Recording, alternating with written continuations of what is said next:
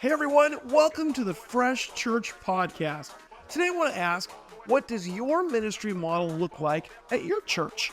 Is it centered around Sunday morning, or is there a better way, a fresh way to reach people? The Fresh Church Podcast.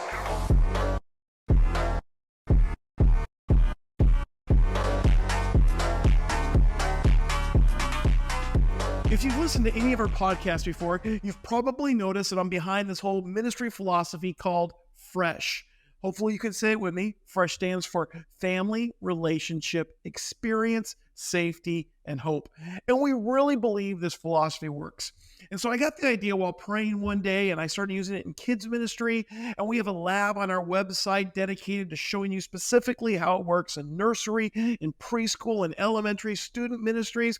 Honestly, some of my favorite labs that we have within the academy.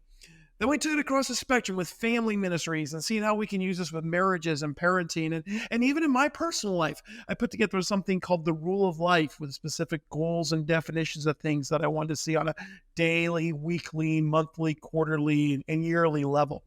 And I took those core values and I made them defining subjects in each of those areas. And so my wife and I constantly evaluate how we're doing in our personal lives with family, relationship, experience, safety, and hope.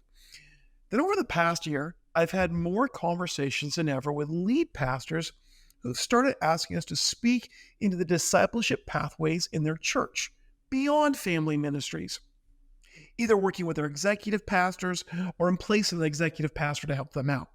And these pastors are visionary and have lots of ideas. They're shepherds and they spend most of their time caring for their flock. They're preachers and they love preparing messages. But when it comes to discipleship strategies, it's kind of hard for a lot of that. It might be hard for you. So you see, I go into a church and I observe. I assess everything that's going on. I see people greeting at the door and handing out a bulletin. I see a worship team leading a couple songs. There's a transition and there's maybe prayer requests or announcements or an offering that happens. And then comes the sermon. We get done, and then prayer, another song maybe, we send people home. But what's our church-wide strategy when it comes to discipleship? You need a fresh discipleship plan. And I'm going to open your eyes to a way of doing ministry today that's not new. It's just been forgotten. Before we get into a fresh system of discipleship, I want to give you a quick history lesson. 4th century AD, Constantine becomes the emperor of Rome and he legalizes the church. He gives them freedom to worship instead of hiding from the pagan leaders. He gives them buildings and palaces that they can worship in. He provides tax exemption and promotes giving to the church, and he even lets them use the post office. He helps establish bishops and elders and organizes councils to create doctrine. And from this comes the Catholic Church. And as they see a sudden surge in church attendance, conversions, and missionaries reaching pagan tribes, they attempt to create order. One of these elements is to put an emphasis on the fact that you needed to be a member of the church in order to go to heaven. Suddenly, church attendance becomes mandatory. Child baptisms, catechism, and the list goes on. Monasteries and cathedrals were built over the next 1,000 years with a focus on a community meeting in a building, similar to kind of the idea of a Jewish synagogue, if you will. The Reformation happens, and over the next 500 years, we end up with hundreds of denominations, worldwide missions, and church government. And all of these revolve around having a building, a place to worship. And we take verses like Psalm 122:1. I was glad when they said unto me, let us go into the house of the Lord. And Hebrews 10:25, not forsaking the assembling of ourselves together as the manner of some is, and we proclaim it that everyone needs to come to church. Then over the last 50 years, we slowly dropped Wednesday nights, Sunday school, and now we have a generation who wants to watch church online and they don't go anymore. The old guard complained that people aren't committed like they used to be. The younger generation says we're too busy, and why do you even ask us to come every single week? Statistically, regular church attenders qualify as long as they attend once a month, and thus we have a biblically illiterate nation. Maybe the systems rolled out in the 4th and 5th and 12th and 16th and 19th century churches might not be the best model. Okay, but we've changed the music. That's good. We've painted the walls. We have websites. By the way, you might want to take a look at your website because I did, and it could use some help. Give us a call. We can help you out with that, okay? So what are we missing? Is there a better way to do church? As I visit churches, I ask, how do you get new people? And here's what I hear over and over again. We invite them to church. We invite them to church. Like your church has got the hottest thing happening in the world. I mean, your music is okay, but it isn't concert material. People aren't paying admission and standing in line to be there. You know, your sermon's fine, but you're not winning any awards. It's not being used in TED Talks. You have 4 people greeting at the door, but no one asks my name or even finds out anything about me. I have a moving experience by the power of the Holy Spirit, and I don't even know what to do next, except maybe come back to church next week. I was talking with a lead pastor a couple weeks ago, and he was explaining to me the model of church. And without even realizing the profound truth of it, he explained it like this, like it was a funnel.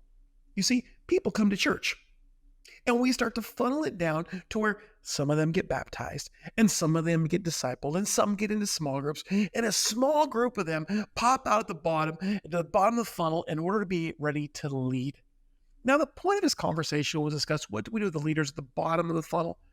Well, I challenged him on why do we have a model requiring the church building to be the entrance point with only 1% to 2% actually making it through the process. Does it sound familiar? Let me tell you, this is a bad business model. This is a bad discipleship model. We put them at the top of the filter and hope for 1 or 2. So what they do in the Bible? So Paul and Silas in the book of Acts, they show up in Philippi. They look for a local place of worship on the Sabbath. They end up outside the city on a beach down by the edge of the river. They're looking for some people who are worshiping God. And there's a lady there, a successful businesswoman by the name of Lydia. Paul accepts her just the way she is, and they start building relationship. She believes, is baptized, and asks them to stay as guests in her home. As time goes on, Paul keeps interacting with a demon-possessed slave girl and has a combination of irritation and compassion for her, and he casts a demon out of her, not at church, in the streets. Paul and Silas end up beaten and in prison, and a miracle happens as they have their own church service in chains, singing away and worshiping God. The ground shakes, an earthquake happens, God moves, chains fall off, walls fall down, but no one leaves. The jailer's getting ready to kill himself for fear the prisoners have escaped. But Paul has mercy on him, the man who oversaw the detention that he was in. The jailer sees the power of God and the fact that these 2 men are different and concerned about his well-being despite the way he treated them, and he gets saved. He takes the 2 men home, cleans them up. He and his house get saved, baptized, and they follow Jesus. Paul leaves. Yet we know a church was established in Philippi, a church that financially funded Paul later on.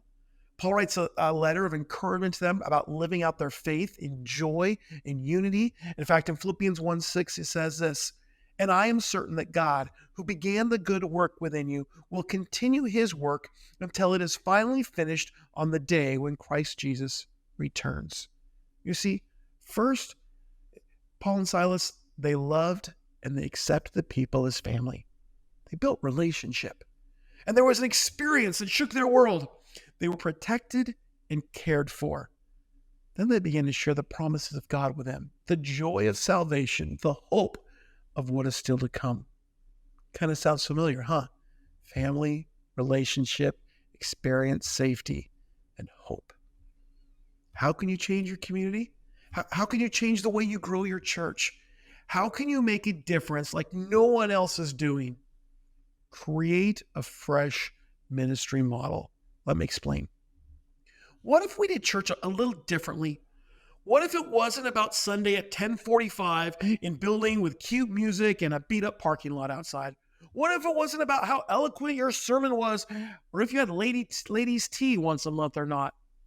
What if it was about actually loving people where they are as family, building relationship with them, and then providing an opportunity to experience the love of God through the church family in a safe environment where we can teach them the promises of God for their lives and help them understand the call on their life to go out and start loving people where they're at as family, to build relationships with them, and then provided opportunity to experience the love of God through the church in a safe environment where we can teach them the promises of God for their lives and help them understand the call on their life to go out and start loving people and make them part of the family, build relationships so they can experience God in a safe environment and learn the hope of Jesus to go out and, do you understand what I'm saying? Nowhere in there was it about visitor parking or a pastoral meet and greet or having the best Easter event. Not that those are bad. It's just built on an old system. So let's fuse some innovative ingredients with time-honored disciplines and make it fresh. First, it starts with family. So at Thanksgiving, we had a house full of people at my in-laws' place. Uncle Bill and Aunt Debbie were there. Some of the cousins were there. My wife's older cousin was there with his girlfriend and their two kids. And when they came in, we loved them like they were family, even though they weren't. We hugged them. We accepted them. We didn't care what their background was, what their story was, what clothes they were wearing, what they looked like. They were family. There was something special about that. When they left, they felt accepted. They felt loved. They wanted to come back again. They're family. So why don't you teach your people in your church to love others as family, to love their coworkers, neighbors, people they associate with, and accept them for who they are, where they are. I look forward expectantly to what God can do in their lives, and I don't care what they look like now. Neither did Paul, right? Whether it's a successful business owner, a crazed girl yelling at me, a prisoner beside me who stinks of urine, or an abusive jailer having a personal crisis. They're family. I accept them. I love them. I know that God has a plan for them. I know that this is the first step to He who began a good work within you. There has to be a began a good work.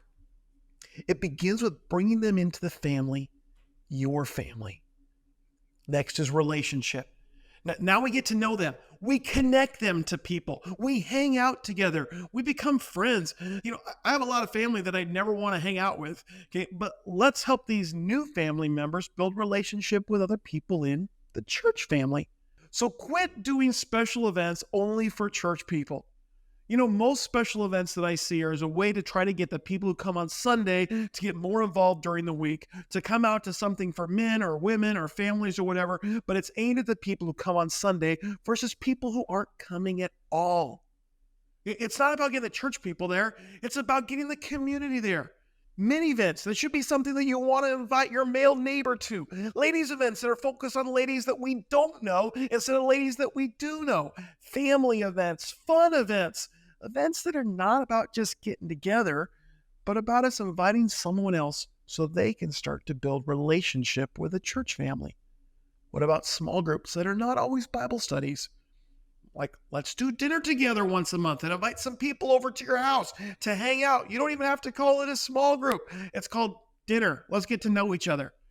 Sure, we can talk about God. We can share about our lives. As a Christian, I love to talk about the greatest thing in my life. It's not church. It's Jesus. I work with a pastor who calls these huddles, where people from work get together for coffee. They get together just to talk about life. And in the midst of that, they just share about their church family as well and about their love for Jesus. And pretty soon, the people in those huddles start going to the next step, which is the experience where you can invite them to church. So let's talk about that. Experience. It's part of the way that we celebrate what the Lord has done. We come together, we worship, we partake of the Lord's Supper, we get encouragement from the Word on a regular basis. But this is not the top of the funnel where we hope a great marketing campaign or a beautiful sign out front is going to get them in.